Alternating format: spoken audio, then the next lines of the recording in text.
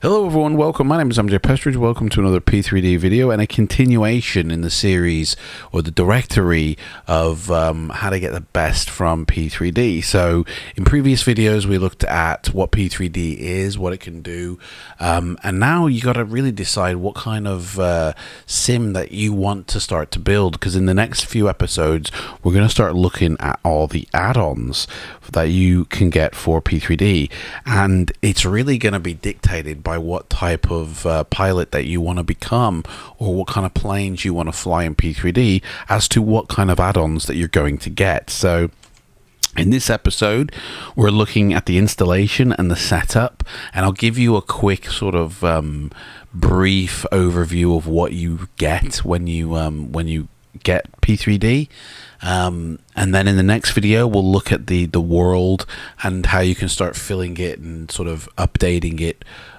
with add-ons. But for now, let's have a look at the installation. So one thing I recommend is that when you download, like I mentioned in the previous video, your software, download it to a folder in on your desktop, and if you got the big zip file here, unzip it, but don't have these files, especially these MSI files, sitting on your PC overnight. So if you've downloaded all these separately, make sure that you zip them up and put these somewhere on another drive, just to keep them safe, because any MSI files I find, or cab files, can get corrupted by Windows once you leave them exposed, as it were, not zipped up, and then reboot your PC.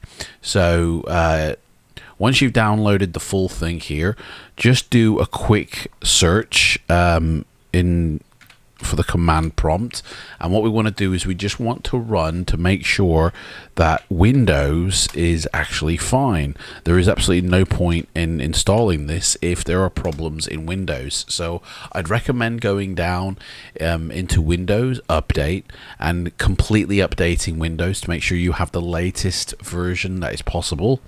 Do a system scan. System scan is good for two things. One, obviously, if there are any problems in the Windows installation, in the Windows files, it will replace them with working copies. So if there is a problem with Windows and you install P3D and P3D crashes because of Windows, you'll never know if it was Windows or if it was P3D. So just eliminate problems by making sure you've got a good copy of Windows installed first. Also, secondly, this is a good sort of little test to sort of see how good your Windows or your CPU rather is. Also, I recommend going into the hardware and options for power and making sure you're not on power saver mode or anything. Make sure you're either in high performance, ultimate performance. If you've actually tweaked it, I'll put some links down below where you can actually sort of get the best from your PC by tweaking these a little bit. It improves performance and kind of unlocks the full power of your CPU. And then this scan will happen within the sort of time. If this scan takes more than 4 minutes to complete, I would probably say your CPU is not adequate or appropriate for P3D. You do want this to be completed within 3 minutes, and then your CPU can handle P3D. This will complete for me within the time. I run it at least once a week. And keeping your Windows installation, not only, there we go, didn't find any violations. Keeping your Windows installation sort of up to date is not always the best thing. Windows can update quite on the regular, and I find that sometimes Windows updates actually hinder P3D. So I've completely disabled Windows updates. If we have a look here, the service itself won't be running. It's stopped, and an I update when I want it to update, as opposed to when it wants to update, which is nearly almost every day there is an update, I find. But you can actually stop them, and some will say you can actually set that as a menu choice in the back end, going to the home here, and you can actually set updates. But I find that, to be honest, it's overridden anyway, so it's not always, you know, sort of best to do this. Like some things in the back ends here, it just doesn't work correctly, you know. It's like it's overridden anyway, so it's a bit weird. Also, one major thing here, make sure game mode is turned off.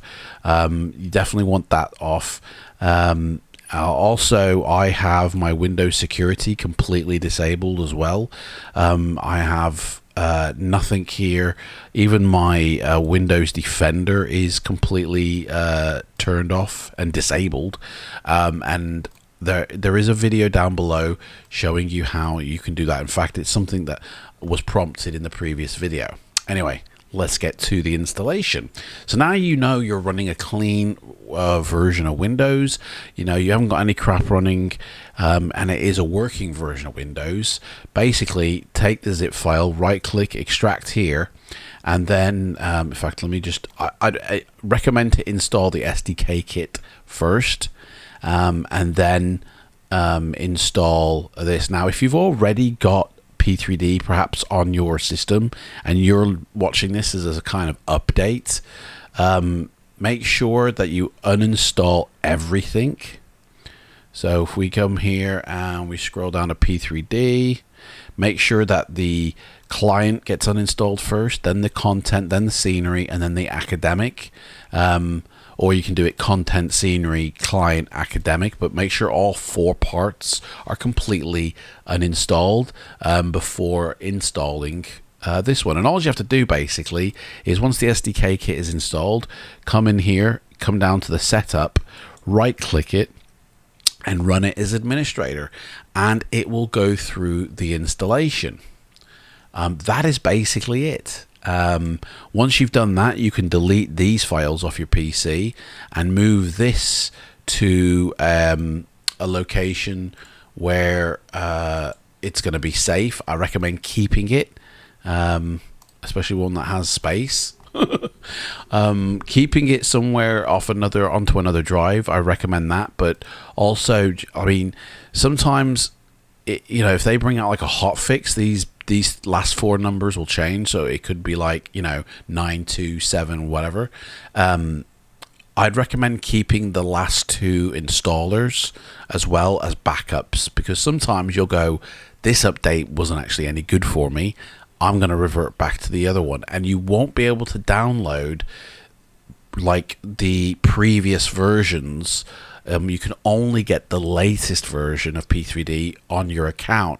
The SDK kit you can actually get previous versions of, but you can't get previous versions of the P3D academic. So make sure you keep a backup of at least the past 2 versions somewhere. I mean, I know it's a 30 gig file, so it's a lot to ask to keep 60 gig of an installer just somewhere lying around, but trust me, it's something you'll want to do as backup, because the way the updates work is you have the actual like official updates, you know, version 5.3, you know, and the next one we're going to be going into is 5.4. Now they are usually updates that you want to do every time.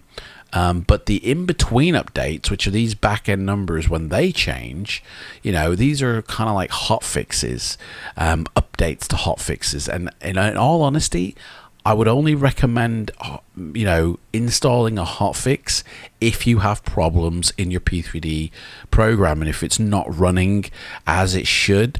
And I'm not talking about suddenly you're getting stutters, because in all honesty, that could be more like your hardware or your Windows installation more so than P3D. But you know, if you're having like serious, like, you know, suddenly when you activate SOD gates, they all disappear, that's a problem. Update to a hotfix and it will most likely fix that problem. If you're not having a single problem, then do not update to a hotfix, because most likely it will introduce problems more so than remove them. So yeah, only update the hotfixes if you need to, but the actual versions, you know, I would recommend doing that. So running through the installation, now it may take a while depending on the speed of your CPU, especially when you're installing the scenery content. There's a lot to unpack and install. So and if you haven't disabled any of the Windows security suite, Windows Defender has to check every single file and make sure that it's appropriate to go in, and that will even take longer, which is another reason why I recommend disabling Windows Defender. But also, if it deems any one of those files a false positive of a virus, it won't install that single file, and that single file could mean, you know, the difference between a crash and not crash. But yeah, once you do install your P3D, you haven't finished. You've only installed half of the sim. So what you need to do is you need to run the program. But the way I recommend running it is when you get your icon, is right click on it, go to more, go to open file location, and you'll come to this point here. Right click on that, go to properties, and click on open file location, and it will take you to your installation of P3D. Now find the executable in here, go down to properties, click compatibility, and where it says change settings for all users, click on that, disable full screen optimizations, and run this program as admin. Okay, then click OK and apply, and OK and apply, and all that, and then run the program. Literally go back to your thing, right click, and run as admin. So even though you've set it to run as admin, I really recommend you running as admin every single time. But running the program into the sim finishes the installation. So when you finish installing the software, you've only actually half installed it. So what I really recommend you doing is just literally loading in on the default before you go changing anything, and this actually completes the installation. It will load pretty quickly, but you need to complete the installation. If you don't load in first, your P3D CFG file isn't completely written yet. So this file here, the CFG file in your roaming app data folder, literally is an empty file. And if you then start installing add-ons before you've actually run the program to complete the installation and the writing of that file, you will have problems when you load in for the first time after you've installed like loads of add-ons. Make sure your default sim is running correctly first before you introduce add-ons into the sim. Do a couple of flights, pick an aircraft and go around and check out a couple of locations. Make sure it's running the way you want it to. Okay, so once you've run the program once, reopen it back up again, and now we're going to have a look at the UI. I'm going to explain a little bit about the scenery library and what you get and how to kind of quickly manage this. But running through all these, you want to, set these up to your liking, like screenshot format, for instance. By default is on a JPEG. I've set it to PNG just because that's an uncompressed, higher quality screenshot file, and I turn off content error reporting, avatar mode. These are the options I choose, but it might be different for you. Here's what I have under information. Text size small, that's a new thing in version 5.3. The sound is very important that you actually choose a sound system. Now, you might drop that and there'd be quite a lot. What I recommend is going into your sound setup. If you do not use an external sound sort of device or you know, any external sound connections. Disable everything you don't use in the playback and the recording section. You know, you don't want to have things active that you're not using. So for instance, I don't have any sounds coming out my TV itself, so I disable the sound to the Samsung completely, and therefore that input is never even considered, or the output rather, sorry. So the only thing I do have is speakers here. So when we come to the drop down, the only option I have is speakers, but it is important to select one here, because if you leave it at default primary, you might not know which one your default primary is, or it might even change, and therefore you could fall into problems, you know. I disable the voice in mine because simply I don't use the inbuilt ATC program, which to be honest is very good. I would say it's probably the best on the market in terms of built-in ATC. And if I did want to use it, I just come back and enable the voice, but I disable that. And here are my settings for engines, cockpit, and environment. Traffic, these are my sliders that I use. I have a program that I generally use called Global AI, and so it only requires 6% on that. But aviation traffic, airport density, I ain't bothered about this. You will still get airport vehicles if you have that at none, but it'll just save you some performance because it won't load in any default stuff. And generally, most airports come with, you know, their own airport vehicles anyway. Realism, depending on what kind of planes you fly, you will want to disable everything in the engines section. You will want to ignore crashes. You know, there's nothing worse than being on FLIGHTSIM and then you're backing out and then some idiot comes in, sits in your spot in your plane, and it will crash your sim out, and you're like, wasn't even your fault, you know. So disable all that. I also recommend disabling auto rudder and ignore the attachment forces for now. And obviously if you want everything realistic, set everything to 100%. Now in your add-on section, you're only going to have these two options here currently. The reason these two sit here is because actually my sim won't start unless these two are in. So, but you'll only have these two options, and your scenery library will pretty much look like this. If it doesn't look like this, something is wrong already with your installation. Under display, you want to select the resolution that you have selected in your NVIDIA control panel.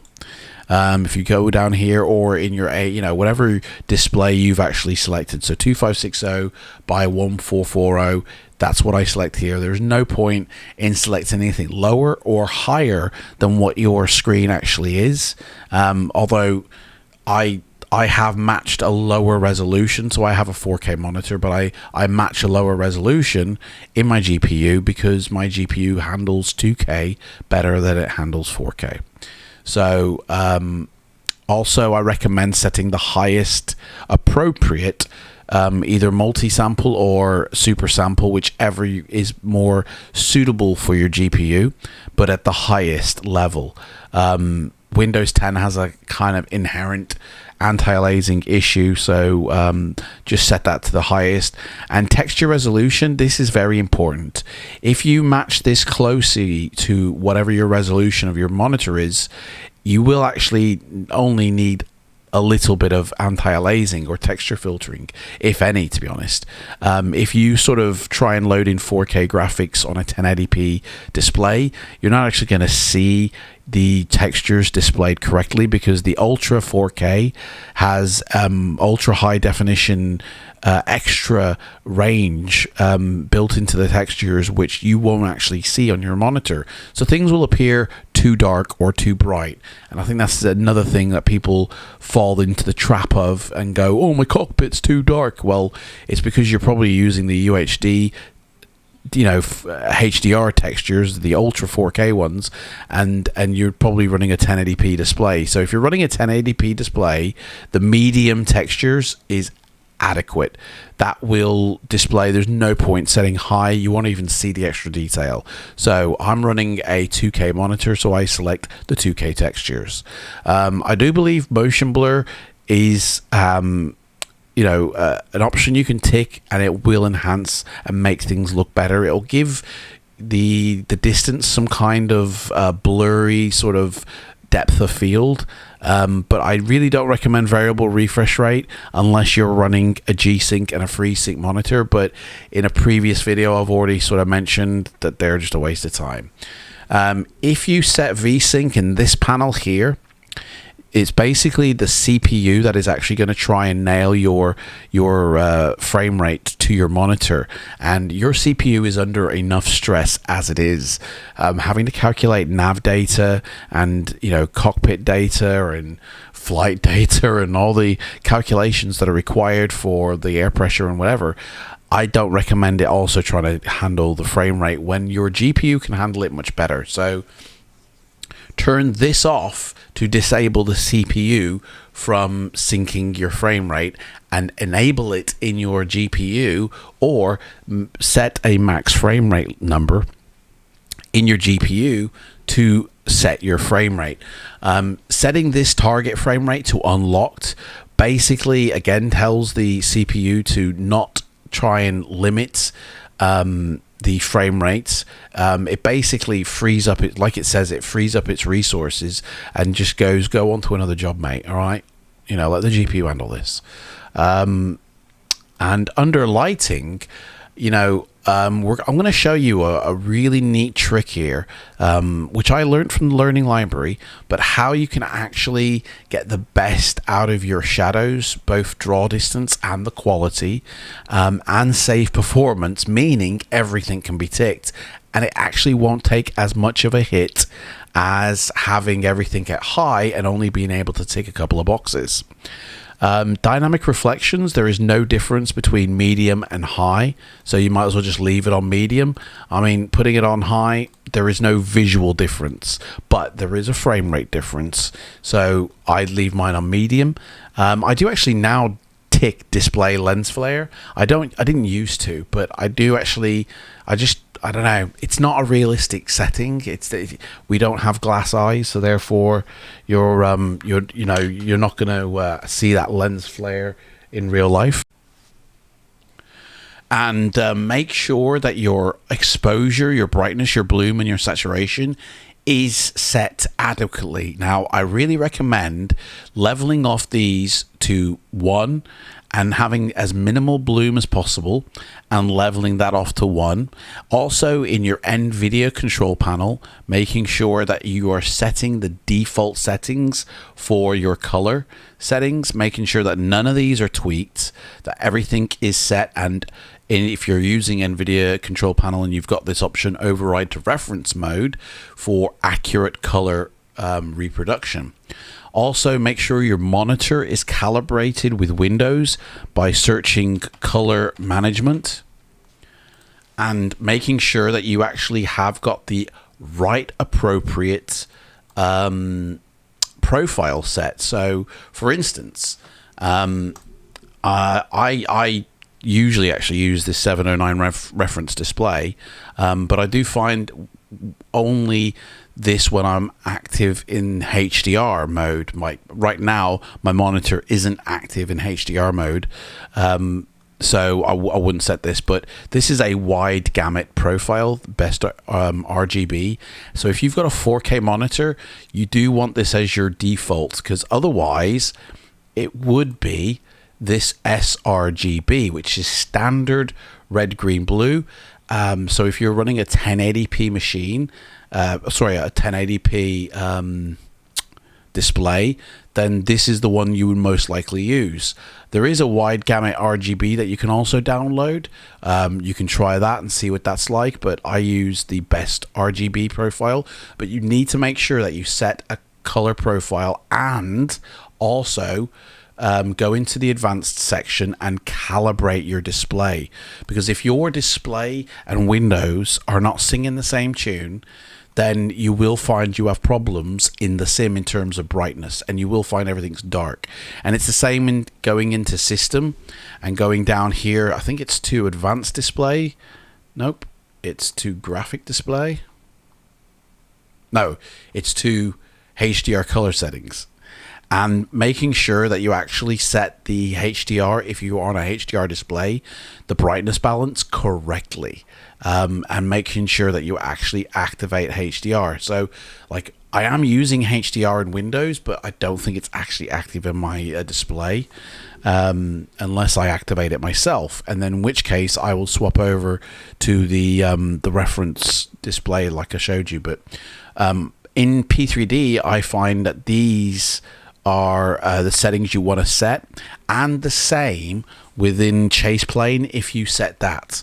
It's the Chase Plane settings that in the future you will want to change. Now, this auto exposure box here, I tick it because when you are in your flight deck and you're looking out to the horizon and it's a bright day and there's loads of clouds, your brightness, if this is ticked, will automatically adjust so it exposes for the clouds and it won't blow out your clouds.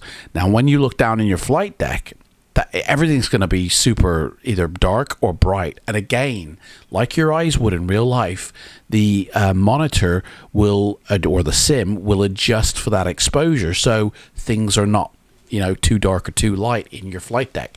By turning this off, you will actually disable that sort of natural effect that does happen in real life where your eyes adjust to the lights. And I find that I think this is the problem people are having when they say about, oh, the flight decks are too, you know, dark or too light, and we've had to create a shader fix and all that. It's like, you don't need to do that. You know, you just leave this box ticked and the sim will do it for you. Also, come in here and, you know, set up your hardware. So I've got a Thrustmaster joystick, I've got a Go for a Flight yoke, and I've got 2 throttle quadrants. Whichever one that you're in here, for the axis assignments, delete everything and bind it yourself. Same with the key assignments. Anything here where it'll say button that's already pre-assigned, delete it and assign it again. And if you're actually going to use numbers or anything to assign things, just remove the default. I mean, I recommend just deleting all of the automatic presets and rebinding everything yourself. And again, you'll find that you have less problems in the sim if you bind everything yourself. And one that I do find is really handy is the screenshot function. I've changed it from V, which I think is the automatic setting. I've changed that from V to X because X to me is more of a snapshot button than V is. I don't know who's decided what gets bound to what here, but some of them are a little bit fishy. Control calibration. Make sure if you want to fly like A to A stuff, make sure that you set your sensitivities high and your nulls low, and calibrate your devices as well, making sure that, you know, all of the Windows settings here say what they should say. So like that shouldn't say T600, that should say throttle, you know, that shouldn't say, that should say that. So that's that. Yeah, go flight should say go flight, and that should say that. And otherwise there'll be confusion, but making sure also that things are calibrated as well, you know, test all the buttons, making sure everything works, you know, and okay that. And finally, go into the, once you've set everything here, click export and save a XML file for your controls. There is nothing worse than having to, you know, update and then go, oh, all my bindings are lost. So export out all your bindings first. Okay, so let's talk a little bit about the scenery library.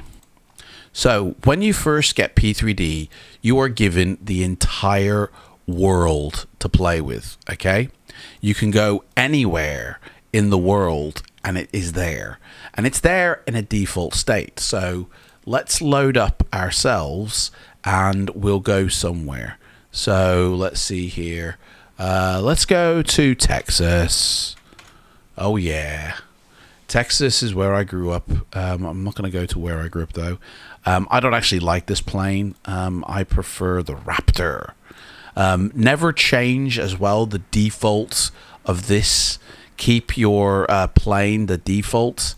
Never, like, I prefer the Raptor, but I'll never change the default airplane, which is the F-35A. I'll never change it to the Raptor because that will cause problems. Let's set that for that and on, and I'll click OK and it'll load in. Now, one thing to note as well, if you're flying PMDG aircraft, which is something again I'll get into later in another episode, but I do highly recommend loading in the default plane first and then loading in the PMDG aircraft, and you'll find that your performance is actually increased by doing that way. Some other things to note as well is that this is a very sort of it's an up-to-date sim. You know, they update it. Lockheed Martin are continually updating everything, but one thing I find is that the core code isn't actually that update. The core code comes from an evolution version history of FSX, and FSX is a 32-bit system, so you'll find that actually if you look at the task manager of P3D, or if you look at, say, a program which analyzes the core bit of any program, it will actually show up as a registered 32-bit program, but it is actually a 64-bit program. I'm going to shut up now because none of this is relevant. Okay, so while this is loading, I'm going to go into my CFG file and I'm going to show you a few things that I've tweaked and changed personally, which I do believe enhance for my sim. Now, again, you need to make sure that you run your sim first once and it will load up all the CFG properly. If you don't, it doesn't write everything initially. So let's have a look here. What things have I changed here? So, I mean, I'd only recommend changing these things if it will benefit in a performance or visual state for your sim.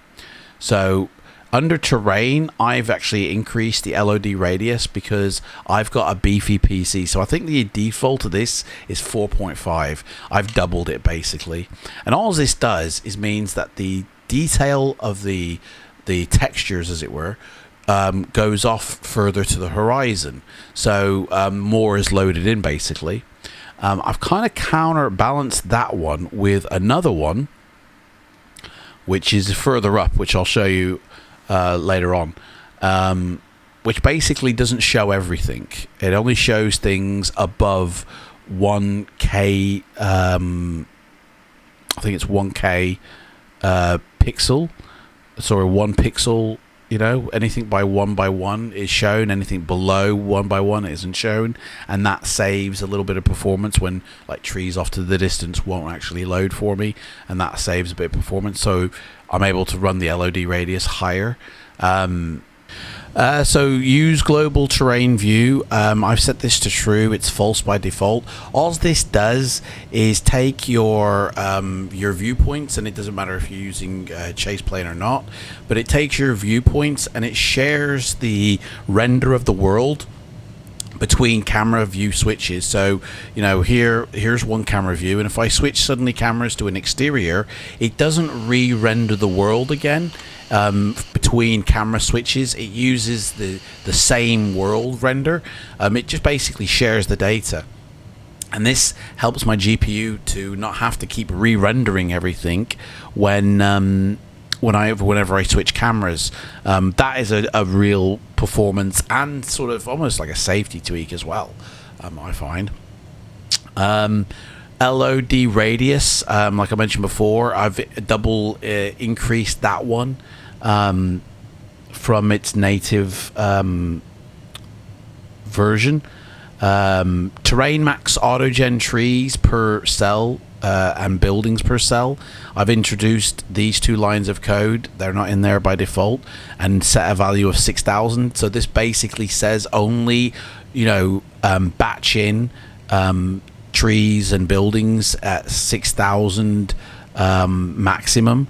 It's basically just a value to set a maximum value of loading in of trees and buildings, not to overwhelm my GPU.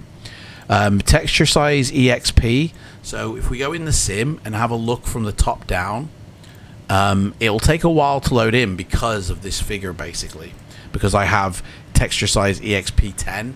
Now, again, it's not in there by default, but if we zoom out a little bit, you'll notice that, you know, you can actually see quite a large area of the textures here before they begin to sort of, you know, square off. Like each, I mean, I think it's about this big here, right? The texture, and you can see repetition in this viewpoint here. But basically, all it is I'm making the size of my textures larger.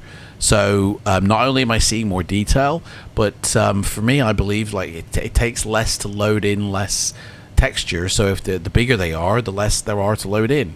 The smaller they are, the more they are to load in. But having this number up high is a performance hit on your PC, and I think it's because of the size of the textures that it's having to duplicate here, or to show. It's really having to show a bigger texture size, which takes more of a performance on your GPU to draw.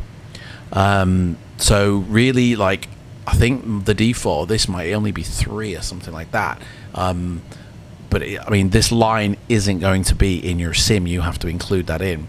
All of this is from the learning library again.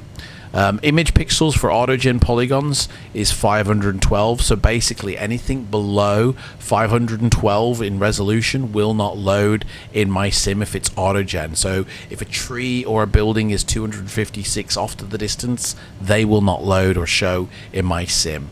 Again, all of this is done for performance and visual reasons. Let's see here. UI hardware acceleration I've turned to false. That's true by default, but I find that my frame rate suffers slightly by having that active. By turning it off, it means my menu is actually slower, but my frame rate goes up. It's a bit strange, but again, when you're watching this video, that might not be the case. They might have fixed whatever.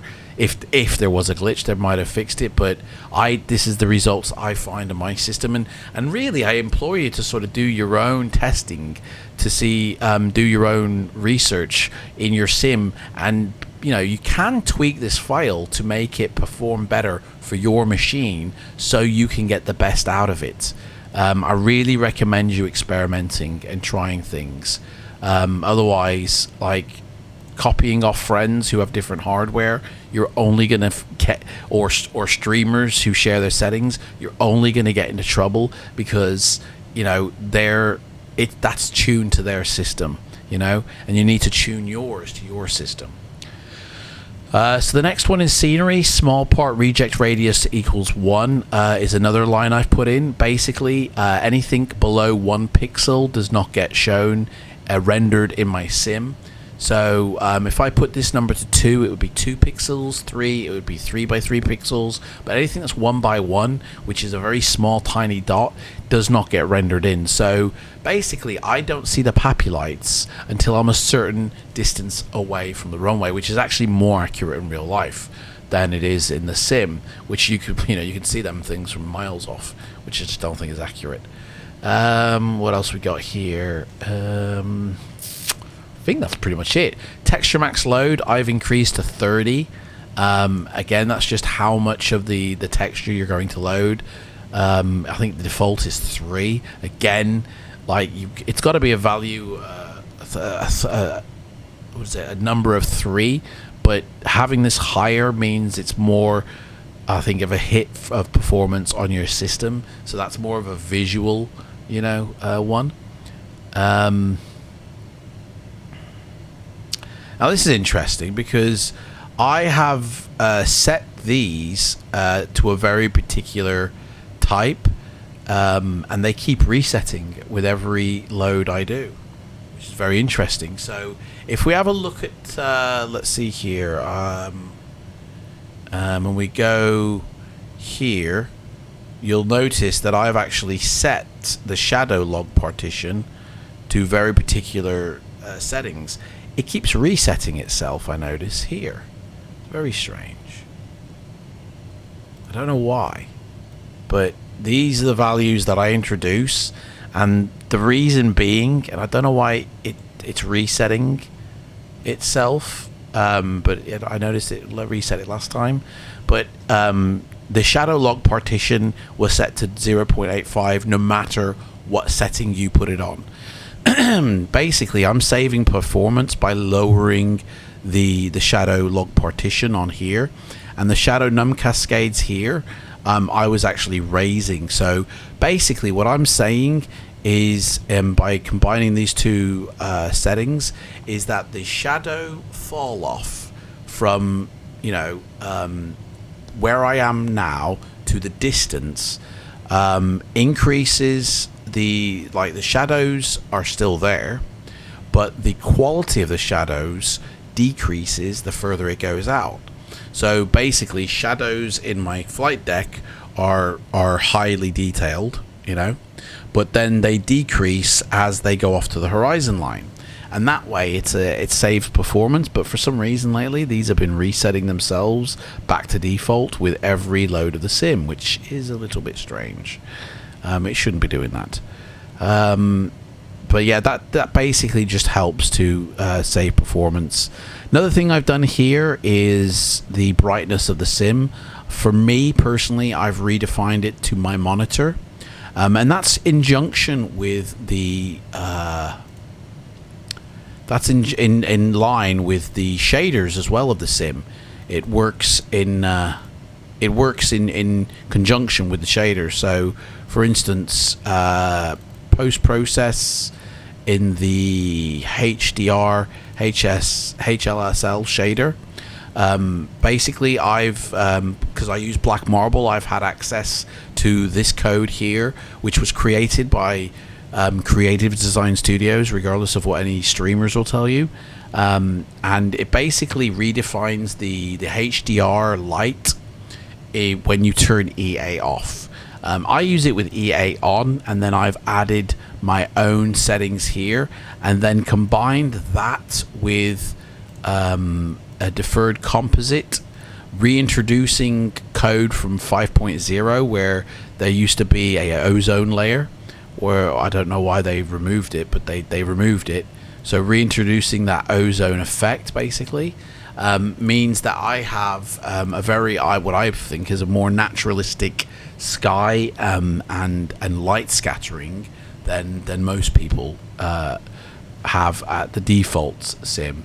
But I've basically set a very particular time for the night lighting to come on and off, as well as set an exposure rate, particularly for my sim, which isn't what the default is.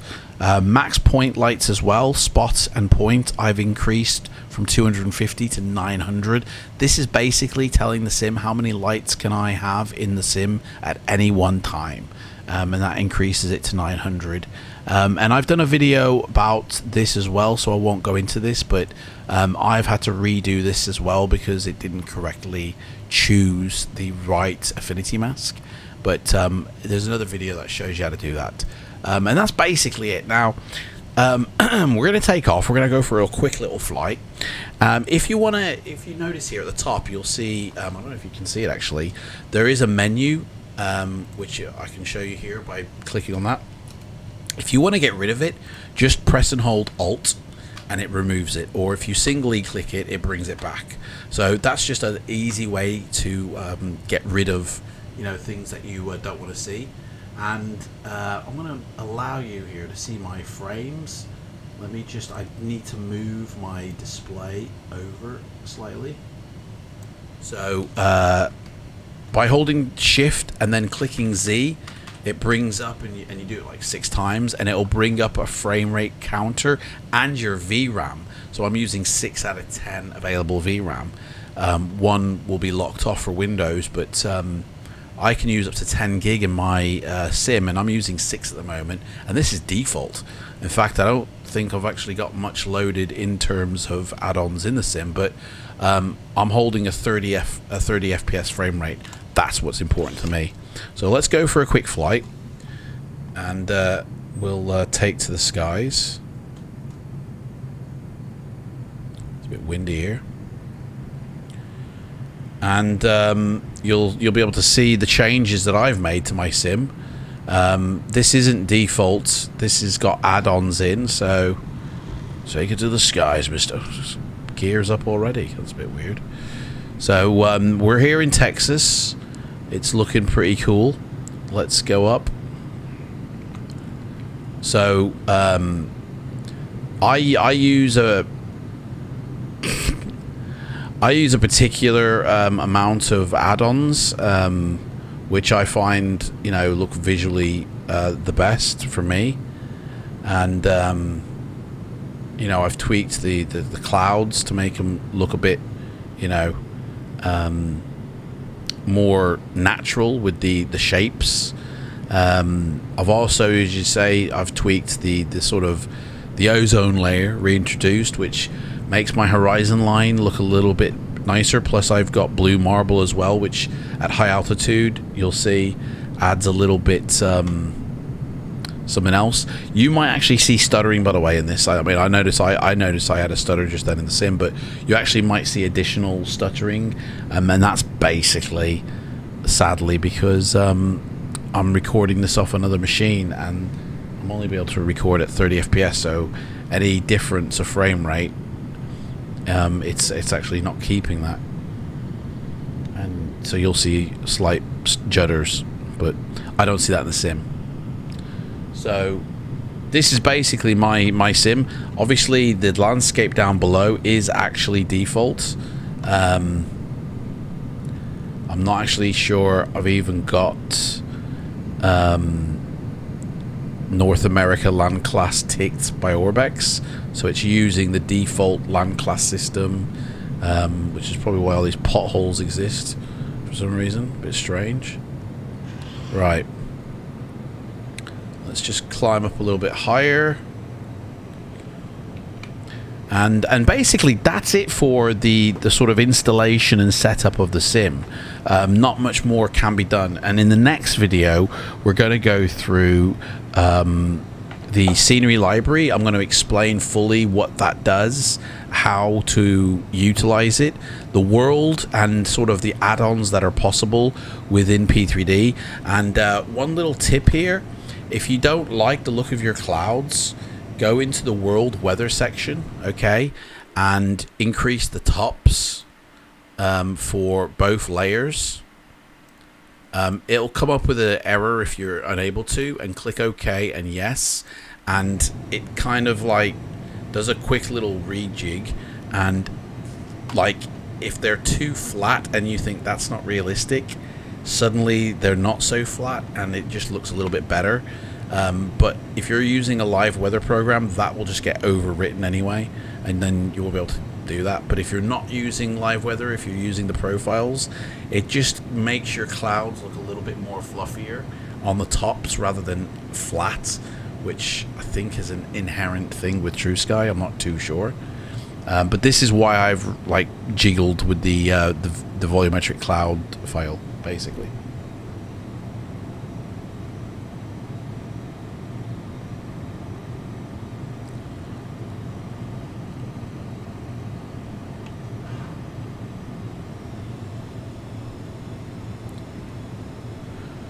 So yeah, one thing it does is it basically just extends the tops of the clouds, which I think might be an inherent problem with True Sky, the flattening of the clouds. So it just, you know, if you do have a weather engine though, it will remove those cloud tops, you know, and kind of define what the clouds look like anyway, regardless.